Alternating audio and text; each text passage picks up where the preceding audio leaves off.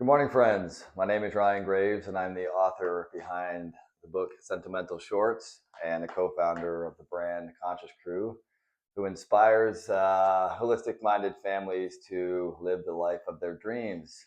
Um, this morning, I'm going to be reading a story from my collection of short stories. These stories I wrote, initially for my children, just to sort of teach them life lessons, teach them how to talk about their feelings, stuff like that. They're conscious stories. And what started out as a wonderful project for my family has turned into this beautiful book that I'm now sharing with the world. So I wanted to sit down and read a story today. It's called Ralphie and His Dad. And the reason why I picked this story is because the little boy Ralphie speaks to his dad about his feelings. And I think in the world we live in today, one thing I know I wasn't taught when I was young is that to be able to have that vulnerability and speak about how I feel and to feel seen and heard. So I think this story really demonstrates speaking to that very well. And what's beautiful about this story as well is that I didn't really have an idea. I remember sitting down on the morning that I wrote it and just wrote the first sentence, "What's wrong, buddy?" "Nothing, daddy." And then from there, I just went and kind of had fun with it. So, yeah, the story is called Ralphie and His Dad, and it's in the collection of sentimental shorts. So, here we go. Thank you for listening. All right, Ralphie and His Dad. "What's wrong, buddy?" "Nothing, daddy." "Come on, bud, what is it? You haven't been yourself all morning." Ralphie looks out the window and stares at the trees that are moving ever so slightly with the wind. Ralphie is sad. He just doesn't want to tell his father that. His father puts his cup of coffee down on the kitchen table and makes his way over to his son. He sits down next to him on the couch and puts his hand on the shoulder. "Talk to me, Ralphie." Ralphie can no longer hold it in and he begins to cry. "I'm sad, I guess. I don't know why." Ralphie isn't crying too hard, but it's enough to make him wipe the tears from his eyes and cheeks. "I woke up so sad this morning, and I just don't get it." Now it sounds like he's angry, too. His father lets Ralphie get out his anger and sadness and keeps his hand on his shoulder. Ralphie is only 10 years old, and his father has never seen this before. Finally, after much time goes by, Ralphie's dad slides closer to him and talks softly into his ear. "Bud, I've been around the sun a few times. In fact, I'm becoming an old man. Can I tell you something that I've learned? Something that I think every little kid should know?" Ralphie wipes his cheeks again with the sleeve of his shirt. "Sure, Dad. You can tell me anything. I want you to really let this sink in, son. Okay?" "Okay."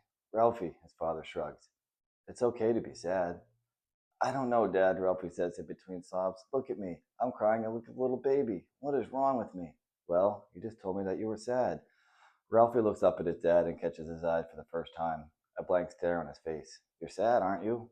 "Yes, I suppose I am," Ralphie admits. "But aren't we supposed to be happy?" "Happiness is a good thing, son, but it's certainly not everything. Emotions are important, all of them, and it's even more important to express them. But when Mark hurt his wrist at school the other day, he cried, and Benji and Sam were making fun of him. How did you feel, Ralphie?" "Well, to be honest, Dad, I thought they were being a little rude. Mark had to go to the hospital to get an x-ray. It wasn't broken, but it was sprained. I'm sure it hurt. Sure, it hurt too. So it's okay to cry? Let me tell you a story, son. Will you listen?" Ralphie nods his head. "When I was a young man, fresh out of college, and just after I married your mom, my father died of cancer. I told you that, right?" Ralphie nods his head again. "Well, I didn't feel sad for a long time. I didn't cry when my mother told me he had terminal cancer. I didn't cry when he passed away. And I didn't even cry at his funeral. Just like you're acting right now, for a long time, I wondered what was wrong with me. I love my father more than life itself." Ralphie looks at his father, staring into his eyes. "After some time went by, I started to become angry. I would get mad at your mother for forgetting something at the grocery store. I would yell at one of my associates at work for no reason. I would break things when the stupid Patriots lost a football game. Sounds pretty silly, huh?" "Kinda," Ralphie agrees. "So I was angry, so angry. And because I was angry, I wasn't finding a lot of time to be happy. Your mom and I started sleeping in different beds. I didn't want to play golf with my friends anymore. I was angry all the time." "Well, what happened, Dad? I haven't seen you angry once in my whole life." Ralphie's father smiles and taps his head. "Thanks for saying so, son. It was when I realized that I wasn't angry at all that I became less angry." "That doesn't make any sense," Ralphie declared. "Well, son, sometimes anger can cover up much deeper emotions, sadness being one of them." "So, you mean you were sad?" "Oh, yes, son. I was heartbroken. I loved my father very much, and I wasn't ready to say goodbye to him just yet. So instead of allowing myself to feel sad, I pretended that I was all fine and dandy when really I was hurting inside. You mean you pretended to be happy? That's exactly what I mean. Once I realized how sad I was, how much I missed my father, I cried for days. I had to call in sick to work for a whole week just so I could cry. Dad, you can't be serious. You're the strongest guy that I know. Ralphie, strong men cry. Strong men allow themselves to feel their emotions. It takes a strong man to admit that. He is sad. Ralphie's father nudges them on the arm. So, what are you saying? I'm saying you're a strong man, Ralphie, and I admire you.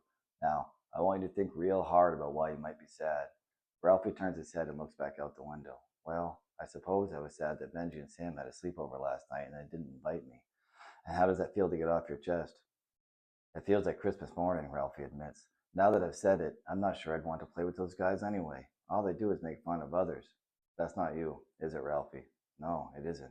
Well, I got an idea, Ralphie's father begins. When I'm sad, and believe me, Ralph, I still get sad too, I do something that I love, something that makes me happy.